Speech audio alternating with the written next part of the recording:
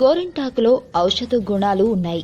Candida అనబడే fungal infection వచ్చి గోరు పుచ్చిపోతుంటే తరచుగా గోరింటాకు నూరి పెట్టుకుంటే వ్యాధి తగ్గిపోయి మళ్లీ మామూలుగా ఉంటుంది.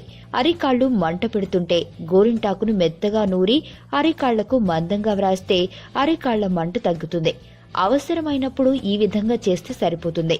సెగ్గడ్డలు వచ్చి ఎంతకు పగలకుండా ఉన్నప్పుడు విపరీతమైన నొప్పి వస్తుంది. ఈ సమయంలో గోరింటాకు మెత్తగా నూరి సెగ్గడ్డలపై వేస్తే సెగ్గడ్డలు పగిలి చీము బయటకు వచ్చి నొప్పి తగ్గుతుంది. పుండు కూడా త్వరగా మానుతుంది.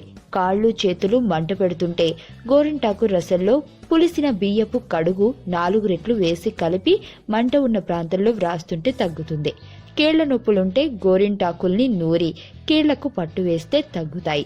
గోరింటాకును బాగా నూరి యోని రంధ్రానికి ప్రతిపూట వ్రాస్తుంటే తెల్ల కుసుమ వ్యాధి 2 రోజుల్లో తగ్గుతుంది. మూత్రము వెంట ఇంద్రియము పోవునప్పుడు గోరింటాకు రసాన్ని రోజుకు ఒకసారి ఒక చిన్న చెంచాడు త్రాగుతుంటే తగ్గుతుంది.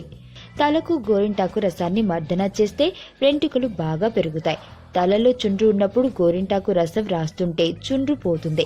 తల చిన్నతనంలోనే నెరుపు ఉంటే లేక తల వెంట్రుకలు తెల్లబడుతూ ఉంటే రకరకాల హెయిర్ డైలు రాయాల్సిన పని లేదు.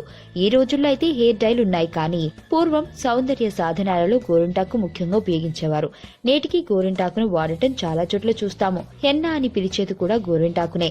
గోరింటాకును మెత్తగా నూరి ఒక ఇనుప కుడిలో రాత్రంతా నానబెట్టి తెల్లవారాక తలకు పట్టించాలి. తర్వాత స్నానం చేయాలి. ఈ విధంగా అప్పుడప్పుడు చేస్తుంటే జుట్టు నలుపు రంగులోకి మారుతుంది.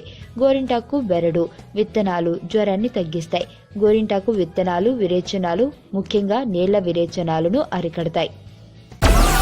డౌన్లోడ్ మోజ్.